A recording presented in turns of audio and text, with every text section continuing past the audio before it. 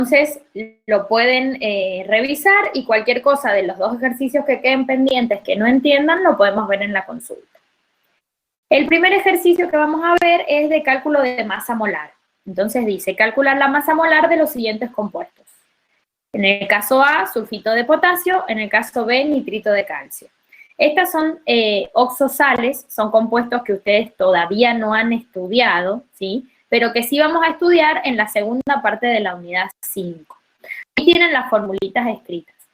¿Por qué es tan importante que uno aprenda cómo se escriben los aniones y los cationes? Para poder armar bien la fórmula del compuesto, ya que en casi todos los problemas que nosotros vamos a ver, necesitamos calcular la masa molar y se hace en base a la fórmula del compuesto. Si nosotros escribimos mal el compuesto, vamos a calcular mal esa masa molar y vamos a arrastrar el error durante todo el cálculo, obteniendo un resultado erróneo, ¿sí? Entonces, para calcular la masa molar de un compuesto, habían visto con la profe ayer que se calcula como la masa atómica de cada uno de los elementos que forman el compuesto, multiplicada, por supuesto, por la cantidad de átomos de ese compuesto que aparece en dicha fórmula. Para el caso A, que tenemos sulfito de potasio, fíjense, está compuesto por 2 átomos de potasio, 1 de azufre y 3 de oxígeno. Entonces, ¿cómo vamos a calcular la masa molar? Vamos a colocar el peso atómico del potasio, lo vamos a multiplicar por 2, se lo vamos a sumar al peso atómico del azufre y le vamos a sumar el peso atómico del oxígeno multiplicado por 3. ¿De dónde vamos a sacar esos pesos atómicos? De la tabla periódica, ¿sí? Vamos a la tabla periódica y vamos a encontrar que el potasio pesa 39, que el azufre pesa 32 y que el oxígeno pesa 16, ¿sí? Reemplazamos, resolvemos la cuenta y nos da que la masa molar del sulfito de potasio son 158 gramos por mol, ¿sí? Eso es lo que pesa un mol de ese compuesto. Recuerden que un mol está formado por 6,02 por 10 a la 23 moléculas de sulfito de potasio en este caso, ¿sí? Para el caso B, que tenemos el nitrito de calcio, el cálculo es exactamente igual, ¿sí? ¿Qué tengo que tener en cuenta? En este caso, el anión nitrito, que está formado por un nitrógeno y 2 oxígenos, está encerrado entre paréntesis y tiene un subíndice 2, que es la carga del catión calcio. Ese 2, que está encerrado en ese circulito violeta, está afectando al grupo nitrito completo. Por lo tanto, en la molécula de nitrito de calcio yo tengo un solo átomo de calcio, pero tengo 2 de nitrógeno y 4 de oxígeno, ¿sí? Porque yo tengo 2 grupos nitrito. Eso es lo que me indica el 2 que está fuera del paréntesis, que afecta a todo lo que está dentro del paréntesis. Por lo tanto, para sacar esa masa molar, yo voy a tener que tomar el peso atómico o masa atómica del calcio. Recuerden que nosotros habíamos dicho que en química por ahí decimos masa y peso como sinónimos, a pesar de que no es correcto, ¿sí? Tenemos que hablar de masas, pero van a ver que en alguna bibliografía lo van a encontrar como peso, eso es debido a las traducciones al español. Entonces tenemos la masa atómica del calcio, más la masa atómica del nitrógeno por 2, más la masa atómica del oxígeno por 4, ¿sí? El calcio pesa 40, el nitrógeno 14, el oxígeno 16. Si resolvemos esa cuenta nos da 132 gramos mol. En este ejercicio en particular, los pesos atómicos o masas atómicas están todas redondeadas. A veces las van a encontrar redondeadas, a veces si su tabla es más específica, más analítica, va a tener decimales. Lo importante es que ustedes coloquen el valor que encuentren, ¿sí? Si en el parcial, bueno, en este caso van a tener las tablas periódicas porque lo van a hacer de casa. Si tuvieran que rendir algo presencial y no pudieran tener la tabla periódica, los pesos o las masas de los elementos es algo que se les da como dato, ¿sí? Entonces ahí lo toman con los decimales que aparezcan. ¿Queda claro cómo se calculan las masas molares de las diferentes moléculas? Denme una respuesta a ver si avanzamos y seguimos al otro ejercicio. Y si alguien tiene duda, pregunta. Perfecto. Entonces, Por eso es muy importante escribir bien los compuestos, para no arrastrar error en este cálculo, que aparece prácticamente en todos los ejercicios que nosotros tengamos, de ahora en más. Perfecto. Vamos al ejemplo 2.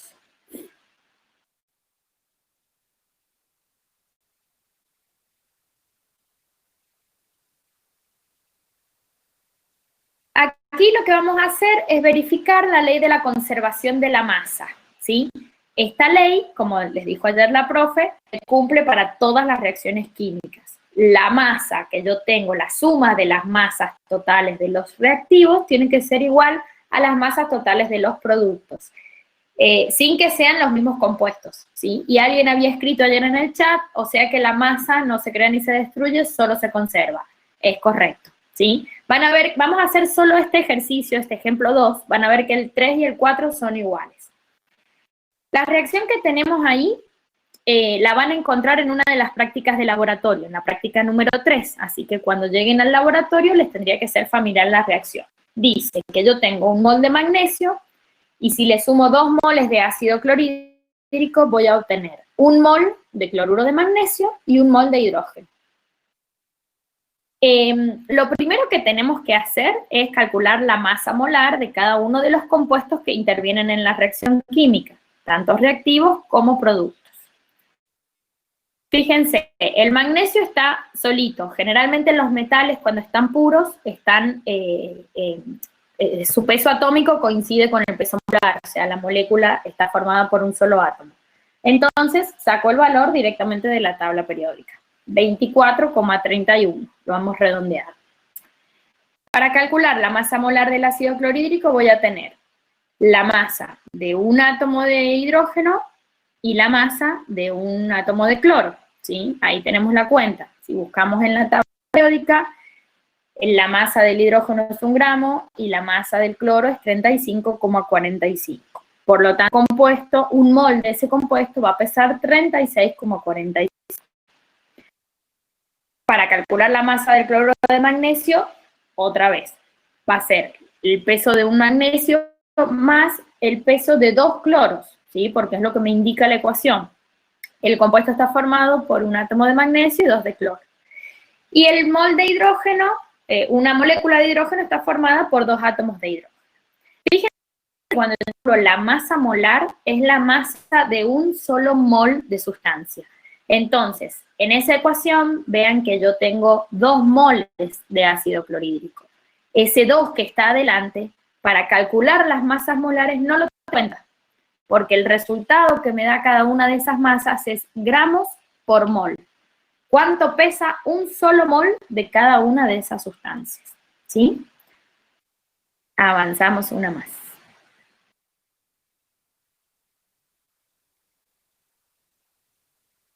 Entonces, el segundo paso es, para hacerlo ordenado, nosotros les recomendamos escribir la ecuación. Abajo colocar la masa molar de cada uno de los compuestos, ¿sí?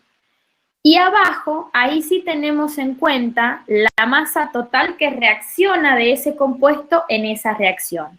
Entonces, fíjense que donde yo tenga 1 como coeficiente estequiométrico, que así se llaman esos números grandes, los vamos a ver bien, cómo colocarlos bien en la unidad 6, la masa molar va a coincidir con la masa total que reacciona. Pero en el caso del ácido clorhídrico, la masa molar es 36,45 y yo voy a tener, en realidad, el doble, ¿sí? Entonces, ahí sí tengo que tener en cuenta cuántos moles participan en la reacción. Y el último paso es verificar que se cumpla esa ley. Entonces, sumo las masas totales de los reactivos, en este caso es 24,31 gramos de magnesio más 72,9 gramos de ácido clorhídrico, y me da 97,21 gramos de reactivos. Y luego sumo las masas totales de los productos y que coincidir, me tiene que dar el mismo valor. Tengo 95,21 gramos de cloruro de magnesio más 2 gramos de hidrógeno. Si vemos, la ley se cumple. ¿Qué pasa si esa ley no se cumple? O sea, si esa igualdad no se cumple, he metido mal el dedo en algún lado. o he calculado mal la suma, o he puesto mal el número cuando calculé los pesos, o puedo haber escrito mal el compuesto, alguno de los compuestos. Entonces, cuando voy haciendo las sumas, no me da. Esa igualdad se tiene que cumplir siempre. Lo pueden utilizar como un método de verificación a ver si la ecuación está bien escrita y bien equilibrada. ¿Sí? ¿Se entiende? ¿Queda claro el ejercicio cuando se pide corroborar que se cumpla la ley de la conservación de la masa? Perfecto.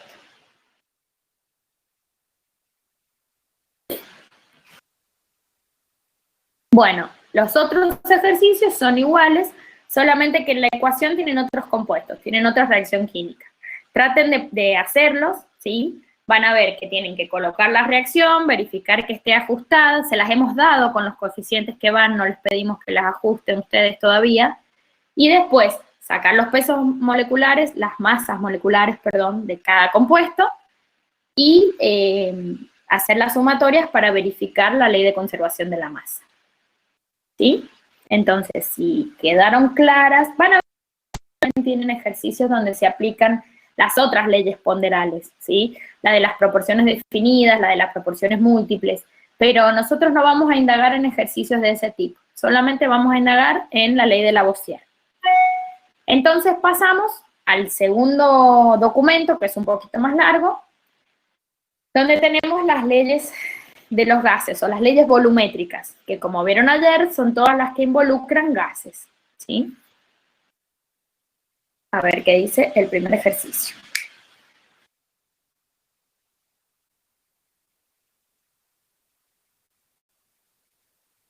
Bueno, dice, el hexafluoruro de azufre, y ahí les da la fórmula, azufre flúor 6, es un gas incoloro e inodoro muy poco reactivo. Calcular la presión en atmósferas ejercida por 1,82 moles del gas en un recipiente de acero de 5,43 litros de volumen a 69,5 grados Celsius.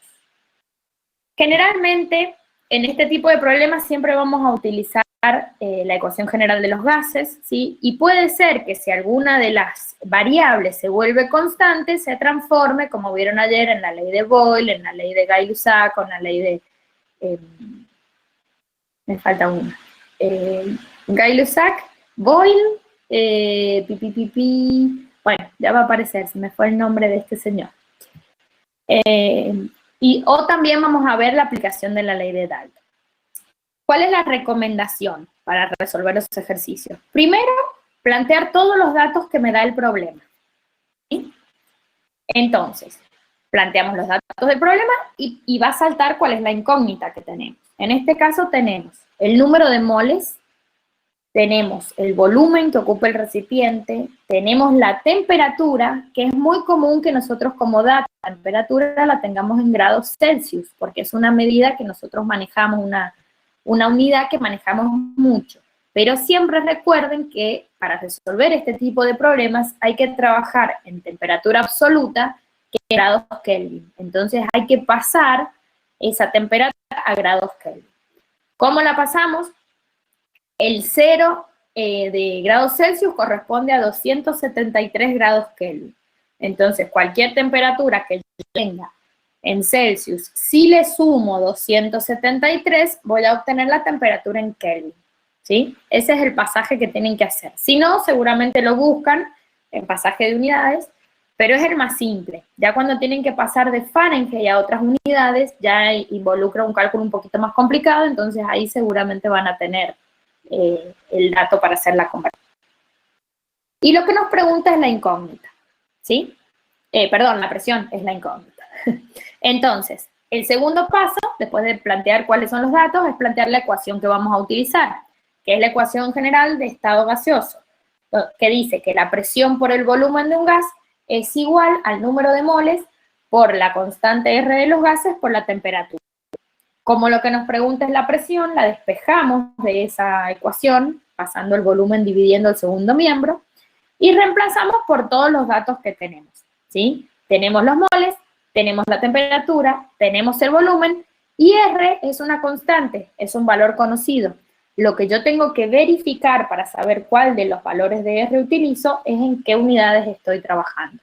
Si me pide como resultado la presión en atmósferas, como es en este problema, voy a tener que usar como R el valor de 0,082 atmósfera litros sobre mol Kelvin. Fíjense ahí en la ecuación. Los moles de 1,82 se van a simplificar con los moles que tiene la constante.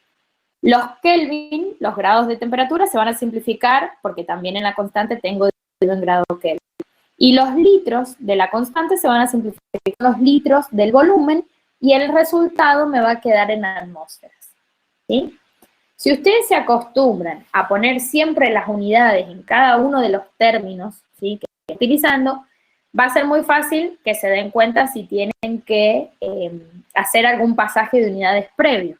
Por ejemplo, si yo hice el volumen en centímetro cúbico, cuando voy a simplificar los litros de la constante, no los voy a poder simplificar con los centímetros cúbicos. Entonces ahí va a saltar que tengo que colocar el volumen en litros, ¿sí? Lo mismo les va a pasar con la temperatura y lo mismo les va a pasar con los moles si estuvieran en alguna otra unidad. Porque estos moles son gramos mol, ¿sí? Generalmente trabajamos así. Si tuvieran que dar la presión en milímetros de mercurio, ¿sí?, directamente si utilizan la constante de abajo, 62,3, ya el resultado les va a dar en milímetros de mercurio. Entonces se evitan tener que pasar esta presión que les dio como resultado en atmósferas luego a milímetros de mercurio. ¿Sí? ¿Se entiende cómo vamos a aplicar la ecuación general de los gases?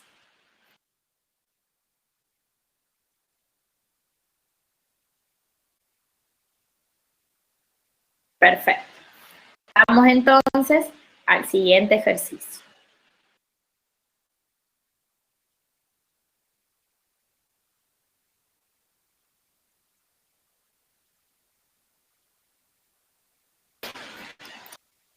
Acá otra vez, aplicando la misma ecuación, lo que tenemos que hacer es en cada uno de los ejemplos, en el A y en el B, determinar diferentes incógnitas. En el primero tenemos como dato la cantidad de moles, la presión y la temperatura. Y nos pide que averigüemos el volumen en litros, ¿sí? Entonces, planteamos la ecuación de los gases, P por B igual a N por R por T. Despejamos, ¿sí?, para el caso A el volumen, en donde vamos a pasar la presión dividiendo el segundo miembro, y reemplazamos por todos los datos que tenemos, ¿sí? Siempre teniendo en cuenta que tengo que llevar la temperatura a grados Kelvin y cuál es la R que voy a utilizar en función de las unidades de la presión.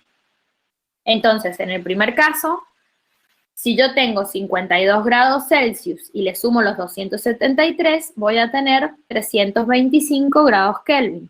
Y como R voy a usar 0,082 porque la presión está en atmósferas.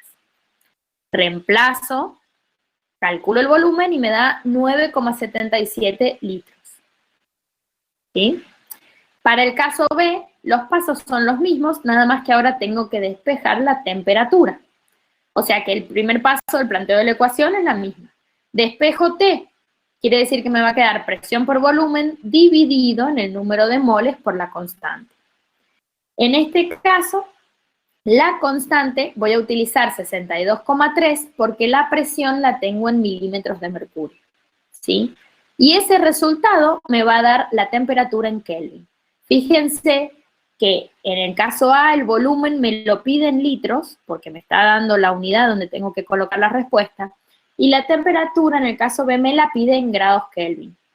Si a mí me pidieran en una unidad diferente y una vez que obtengo el resultado, tengo que hacer el pasaje de esa unidad. Si no me dicen nada, me piden cuál es la temperatura, la doy en el valor que me sale directamente de la fórmula, en la unidad que me sale de la fórmula, que sería en Kelvin. ¿Sí? De la misma manera me podrían pedir averiguar el número de moles si me dan las condiciones de presión, volumen y temperatura, o me podrían pedir averiguar la presión si me dan los moles, la temperatura y el volumen. ¿Sí? Vamos jugando con las diferentes variables de esa ecuación. Siguiente ejercicio. Si les surge alguna duda a medida que yo voy hablando, lo escriben en el chat, yo al chat lo estoy viendo, ¿sí? Entonces hago un parate y explico si surge algo. Son ejercicios simples porque la ecuación se repite, o sea, es la misma ecuación. Entonces, es directamente ver qué tengo que analizar en cada uno de los casos. Una de las aplicaciones que vieron ayer para esta ecuación era la de calcular la densidad de gases, ¿sí? Entonces, en este ejemplo, en el ejemplo 3, nos pregunta, ¿cuál es la densidad del gas helio a 298 Kelvin y 0,987 atmósferas? Paso 1, planteo la ecuación que voy a utilizar. Aquí lo que tengo que hacer es ver que mi incógnita en realidad es la densidad. Entonces tengo que trabajar matemáticamente un poquito esa ecuación para que la densidad aparezca en ella, porque así está implícita, no está de manera explícita la densidad en esa ecuación. Entonces, ¿qué hago?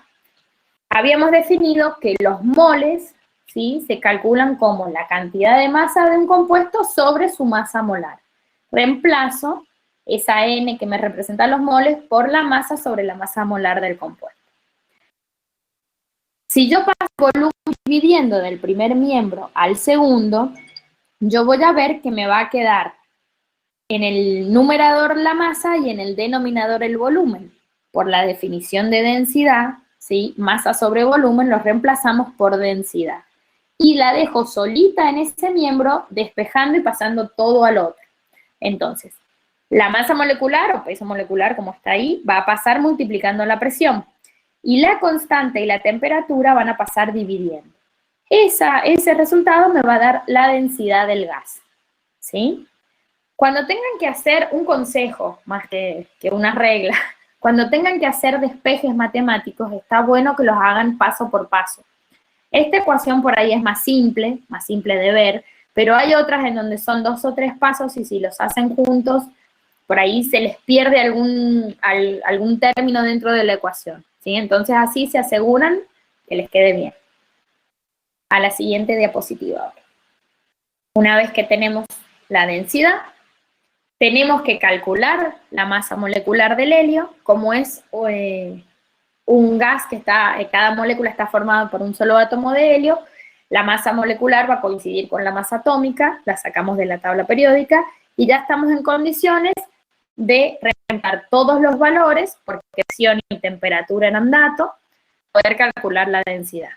Ahí la constante es definir la unidad de presión, ¿sí? Si yo estoy trabajando en atmósferas, 0,82, que es nuestra R que trabaja en atmósferas. Si voy simplificando, voy a ver que el resultado me va a quedar en gramos por litro, ¿sí? Que la densidad del helio en condiciones de presión y temperatura es 0,162 gramos por litro. Siempre la densidad de los gases es para una temperatura específica y una presión específica. ¿Entienden cómo calcular densidad de gases?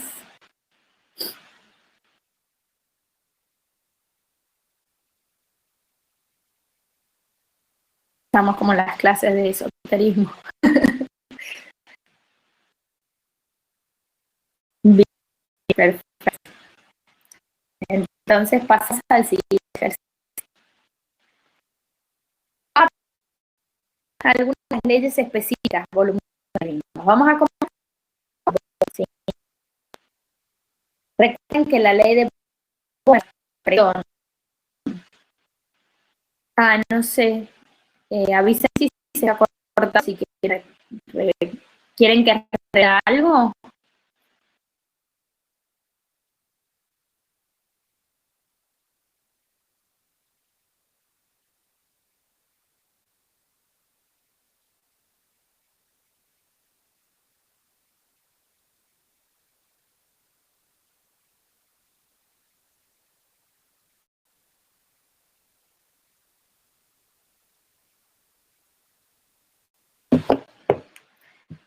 ¿El anterior alcanzaron a entender?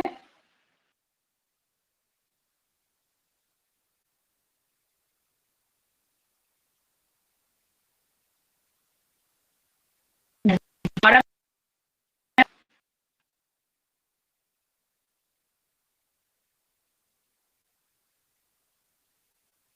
¿Entendieron el ejercicio anterior? A eso va, Mina. Se pone no, profe. Bueno, vamos entonces a la diapositiva anterior.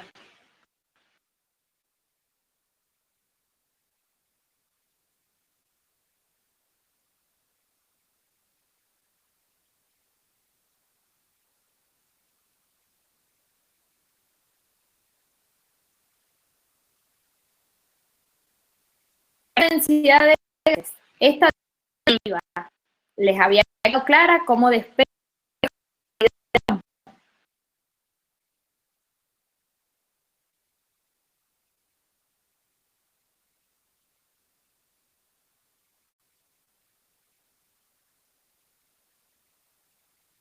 ¿Me escuchan?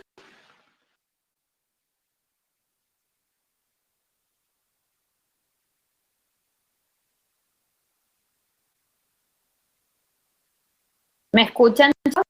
Ahí me escuchan mejor.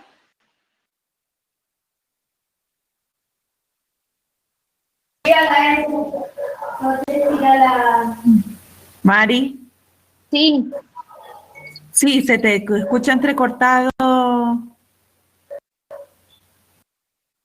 Habla ahora, a ver si. a ver, denme un Ahí segundo. está mejor. ¿Ahí está mejor? Sí, ahí se mejoró. Bien, bien, perfecto. Esta diapositiva, ¿les quedó claro?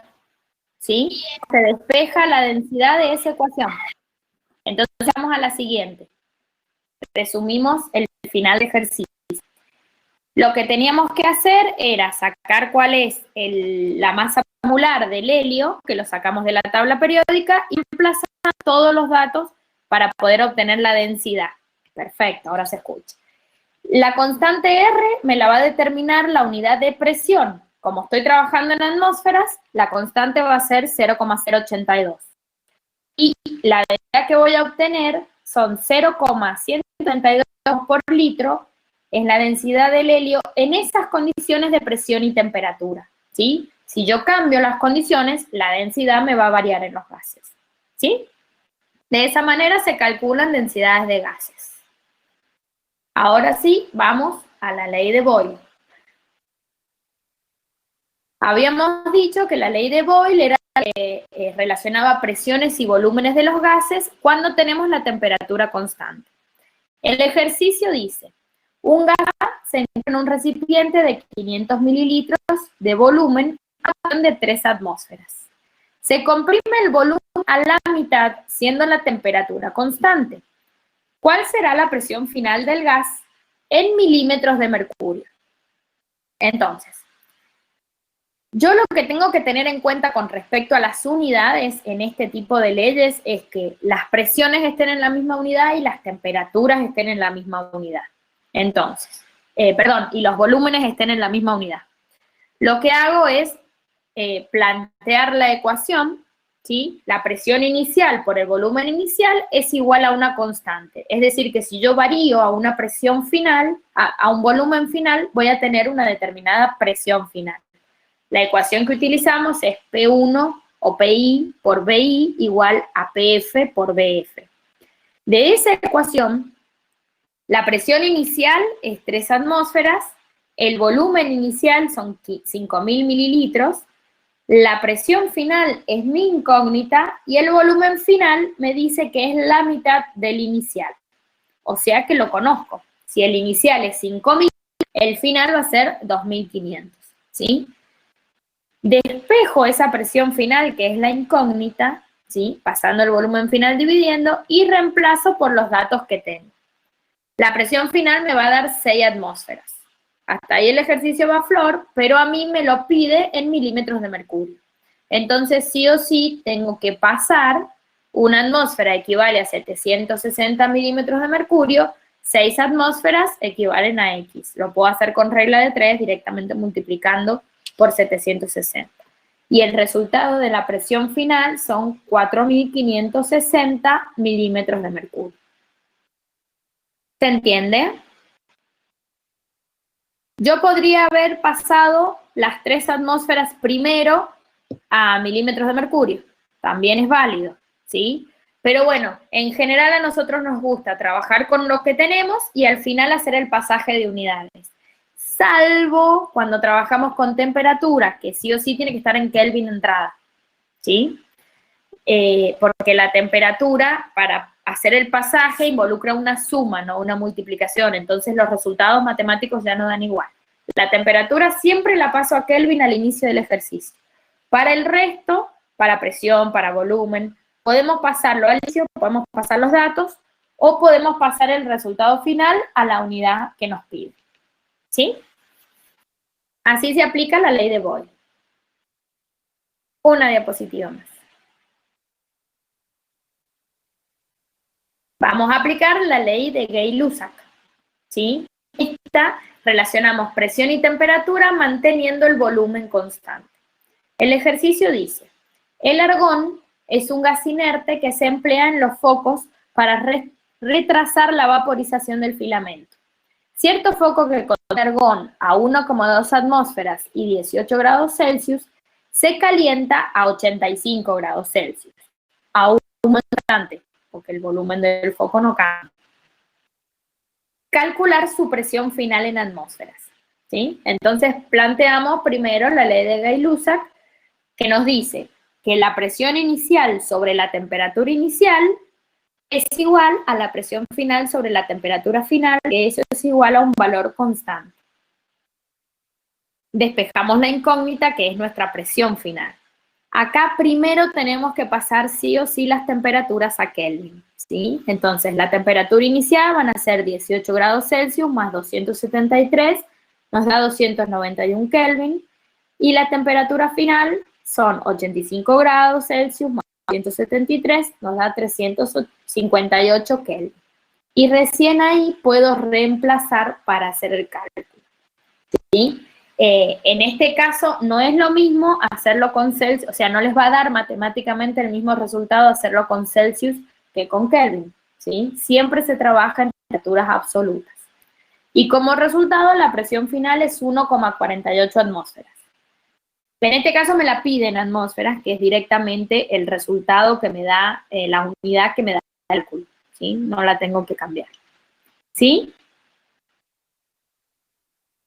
Si ustedes tienen un problema en donde les da dos variables, es decir, les da temperatura inicial, temperatura final, presión inicial, y les pregunta la otra presión, y no les dice nada del volumen, ¿sí? Porque acá les dice volumen constante, pero podría no decir, entre paréntesis, volumen constante, uno piensa, bueno, tengo que aplicar la ley de Gay-Lussac porque el foco no va a variar, no, generalmente no varía en su volumen, ¿sí? Entonces lo puedo tomar como constante, porque si no me estarían faltando datos del problema. A veces en los problemas no les dicen qué ley tienen que aplicar. Ustedes la tienen que deducir en función de los datos que tienen, ¿sí? De esto hay muchísimos ejercicios en la guía, así que los pueden hacer para cualquier cosa, preguntar en las consultas si se les presenta alguna duda. Vamos a la siguiente.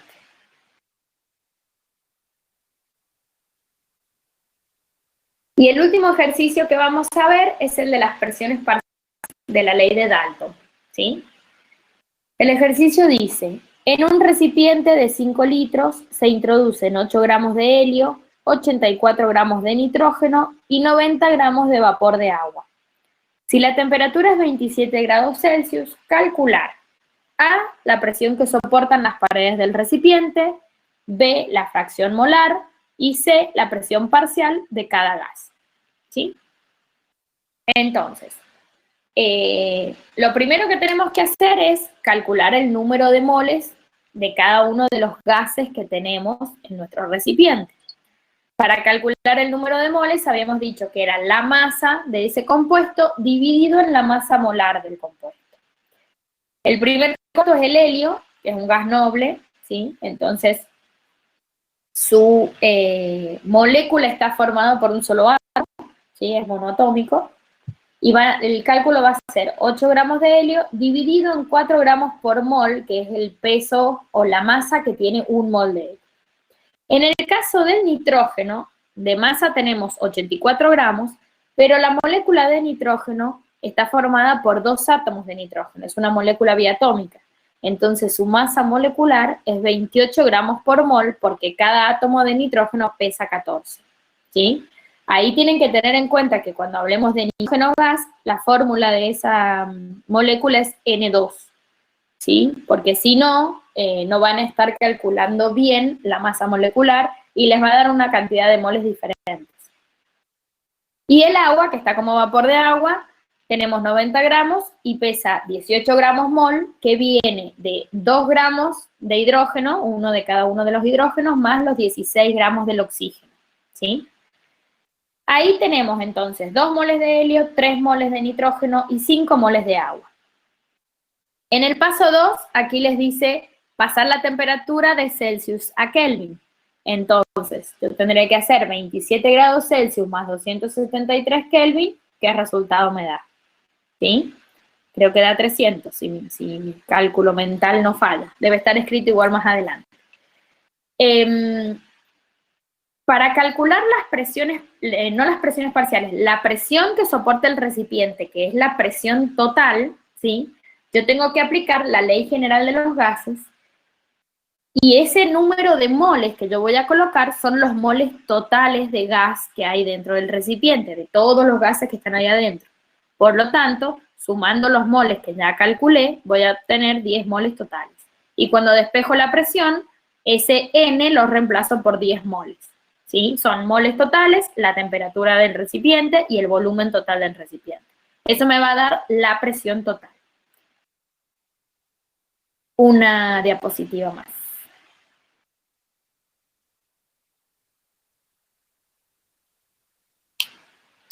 Ahí apareció el cálculo de la temperatura. La presión del recipiente va a ser, en el interior del recipiente, de 49,2 atmósferas. ¿Sí? Creo que no me especificaba en qué lo tenía que indicar, en qué unidades. En general, nosotros solemos trabajar con atmósferas. Por lo tanto, la unidad de la presión me la va a dar la constante R que yo utilice. ¿Sí? En el apartado B, que nos pide calcular las fracciones molares de cada gas.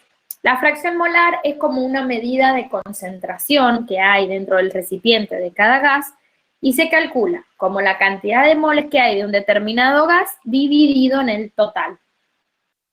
Como se llama fracción molar, siempre el resultado nos va a dar menor que 1, ¿sí? Si me da 1, quiere decir que yo tengo un gas puro. Y la suma de las fracciones molares de todos los componentes que estén dentro del recipiente me tiene que dar igual a 1, me tiene que dar el total, ¿sí? Entonces, la fracción molar de helio va a ser 0,2, que viene de 2 moles dividido en 10 moles. La fracción molar del nitrógeno va a ser 0,3, que sale de hacer los 3 moles de nitrógeno dividido en los 10 totales. Y la del agua va a ser 0,5, que sale de dividir los 5 moles de agua que tengo en el total, ¿sí? Esta fracción molar nos ayuda también a ver un poco las proporciones que hay de cada uno de los gases en relación entre ellos, ¿sí? Ahí calculé las fracciones molares. ¿Por qué también las necesito? Porque las necesito para calcular las presiones parciales de cada uno de los gases. Yo tengo 2 formas de calcular las presiones parciales. Una es si en la ley general de los gases despejo la presión y en N pongo solamente los moles del gas que estoy analizando. Y la otra forma, que es la que hemos aplicado acá, es multiplicar la presión total del recipiente por la fracción molar del gas en cuestión para que me dé la presión parcial. Entonces, si esos 49,2 atmósferas que habíamos sacado de presión total las multiplico por 0,2, voy a obtener la presión parcial del helio. Si los multiplico por 0,3, voy a obtener la presión parcial del nitrógeno. Y si lo multiplico por 0,5, voy a obtener la presión parcial del vapor de agua. Fíjense que una forma de controlar este tipo de ejercicios es, bueno, la primera forma es sumar las fracciones molares y que me tiene que dar 1. Si ese resultado no me da 1, hay algo que en el cálculo he hecho mal. Y con el tema de las presiones, la suma de todas las presiones parciales me tiene que dar la presión total. Es como otra forma de control para verificar que ese cálculo está bien hecho. ¿Sí? Que lo tienen ahí en el recuadrito. ¿Les queda claro cómo se aplica la ley de Dalton de las presiones parciales?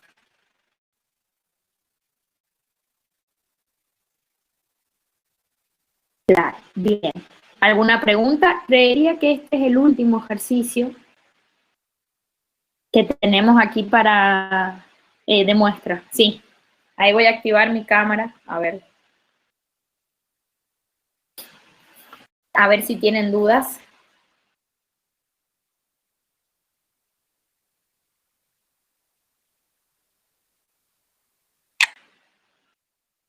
Ahí estamos. Bueno, en el Padlet tienen subido los dos documentos, ¿sí? El de las leyes ponderales y el de las leyes volumétricas. Tienen las guías de ejercicios para ir trabajando y, bueno, supongo que van a estar un poco más abocados a los temas de las unidades que van al parcial, pero recuerden que siempre en las consultas se pueden hacer preguntas de lo que les quede con dudas.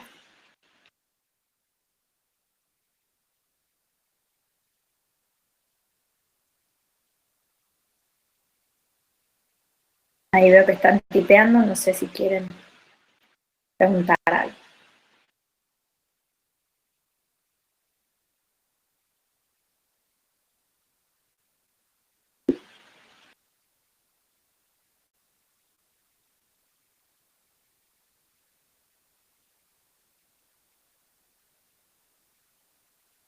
No entendí que hay que ir al laboratorio 1 para mañana. Del laboratorio 1, corríjanme chicas si me equivoco, tienen que completar el cuestionario.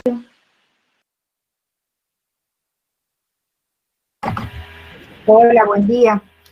El laboratorio, todos los laboratorios los vamos a hacer con la misma modalidad. Vamos a subir en el Padlet el documento teórico que ustedes tienen que leer y en algunos casos, algunos laboratorios vamos a acompañar con algún link de un video o con un PowerPoint explicando la modalidad de realización del laboratorio.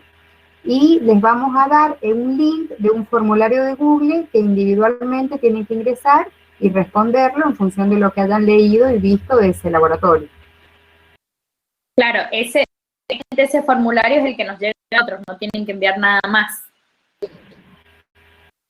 Sí, es un envío virtual el que van a hacer a través de la herramienta, a través de la plataforma de Google.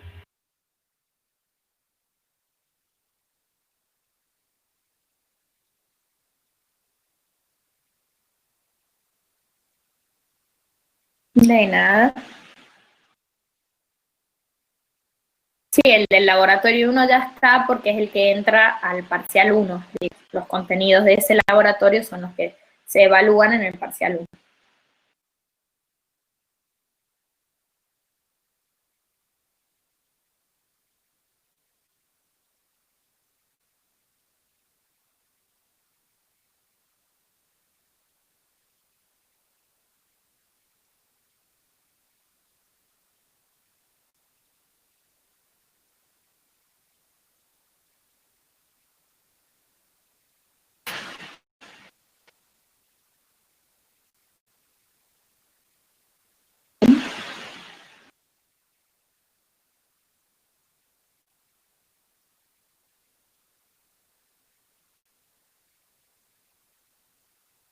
Sí, la teoría del laboratorio 1 también está.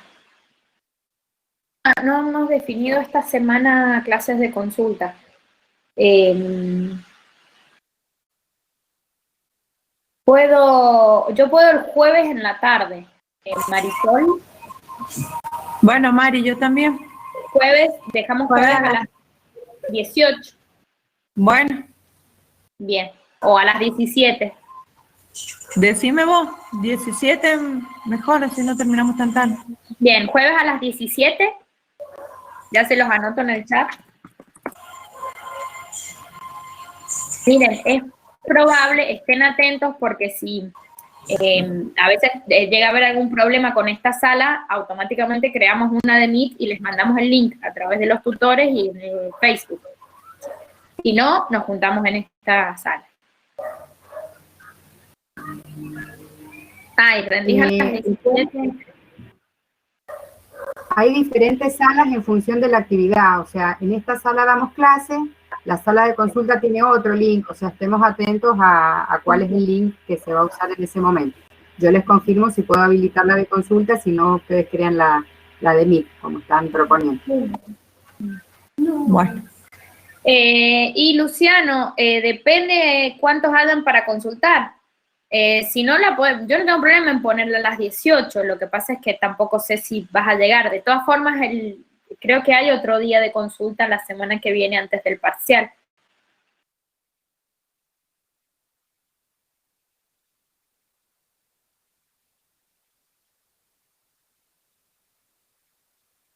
¿Quieren que pongamos a las 18 entonces? El lunes próximo ahí pone la profe que hay otra consulta.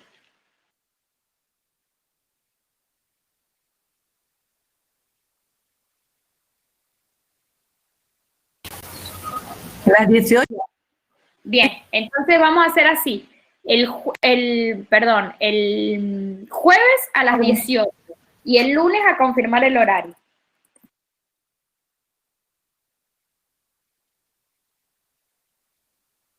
Ahí se los escribo. ¿Sí? Bien, si llegas, te metes en esa y si no, bueno, ya tenés el lunes.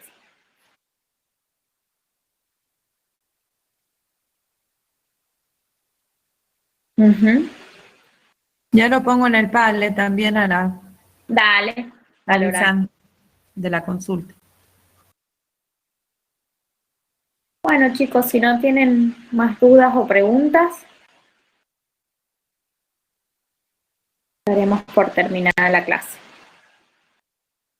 Gracias, igualmente. Que tengan buen día. A este parcial sí, solo el laboratorio 1.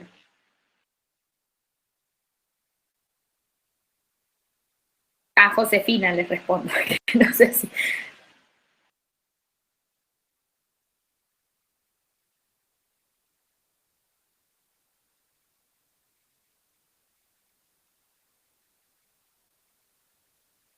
No, en fórmulas, Luciano, va óxidos e hidróxidos.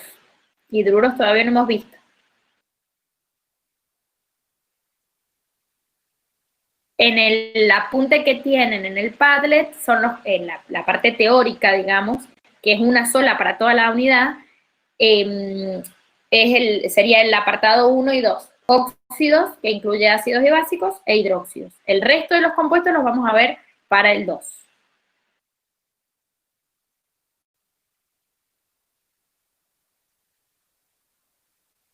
No sé qué PDF te referís, porque lo que les pedimos que nos envíen son los formularios. El formulario de Google vos lo completás y se nos envía automáticamente la respuesta. Los PDF que tienen la ejercitación de toda la unidad. Esa no hace falta que la envíen. Esa es para que ustedes la hagan y en alguna consulta, si tienen dudas con algún ejercicio, pueden preguntar. Que tienen varios ejercicios, saben tener más de 30 ejercicios, 40. Pero lo que tienen que enviar Mañana los cuestionarios, responder los cuestionarios. Mañana se enviará el link del cuestionario del laboratorio 1. Claro, para que lo puedan responder. El consejo es que vayan respondiendo esos cuestionarios porque les ayuda a ir fijando los contenidos de la materia, que son los que se evalúan, o sea, hasta el cuestionario de mañana, los que se evalúan en el parcial de la semana que viene.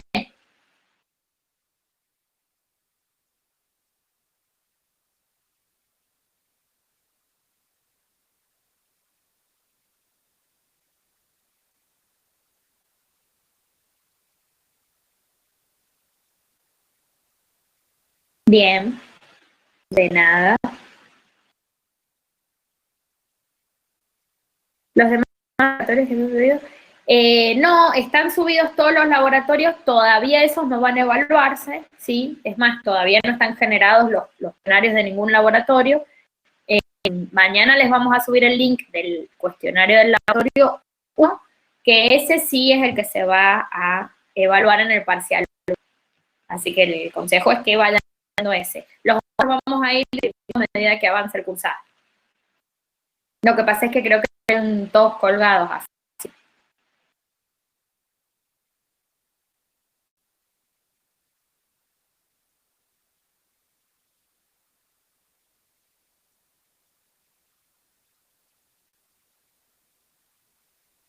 Ahí les pone la profe el resumen de los temas que van al parcial de la semana que viene.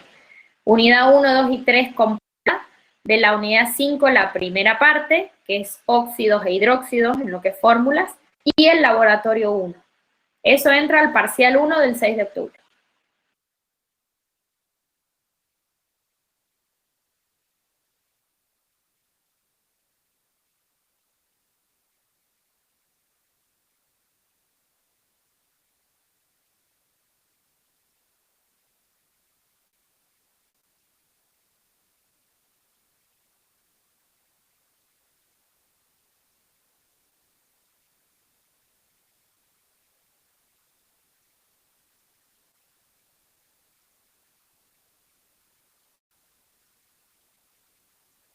Ah, sí, muy importante para que estén atentos.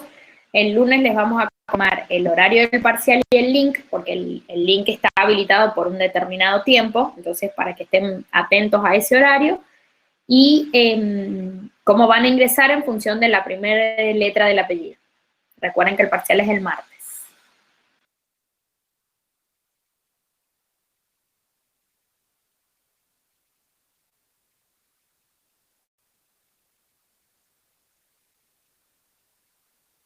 Uh-huh.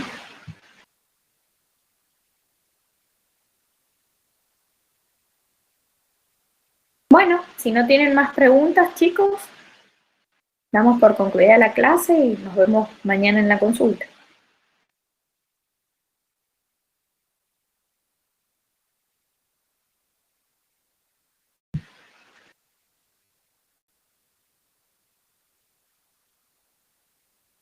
Ahí la profe coloca, lunes 5 a las 16 horas, clase de consulta otra vez.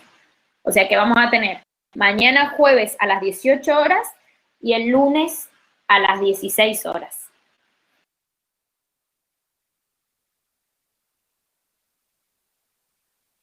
Recuerden que para que la consulta sea provechosa, tratar de ser puntuales y tener más o menos organizado, porque nosotros nos organizamos en función de la unidad que estén preguntando, y tener las preguntas ya más o menos listas, ¿sí? Porque por ahí nos pasa que entramos y nadie tiene preguntas, está de oyente para la consulta y no es una clase, ¿sí? Se responden las preguntas de las dudas que ustedes tengan. Entonces traten de tenerlas ordenaditas como para aprovechar el tiempo.